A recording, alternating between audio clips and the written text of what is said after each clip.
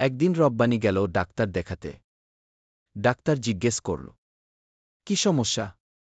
রব্বানী বলল, ডাক্তার সাহেব, আমি রাতে ঠিক মতো ঘুমাতে পারি না, ঘুম এলেই আমার মশারা গান গায়। ডাক্তার হেসে বলল, আরে ওটা স্বাভাবিক, মশা সবাইকেই কামড়ায় গি। রব্বানী কেঁদে ফেল, কামড়াক, কিন্তু গান গাওয়া বন্ধ করুক। মাই হার্ট গো অন গে আমার ঘুম উড়ায়। ডাক্তার বলল, তাহলে তুমি কয়েল জ্বালাও উই।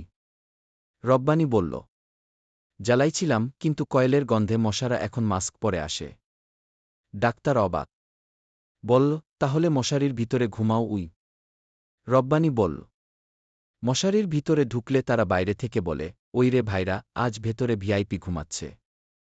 শেষে ডাক্তার বলল, তুমি এক কাজ করো, ঘুমানোর আগে একটা গান গাও উই।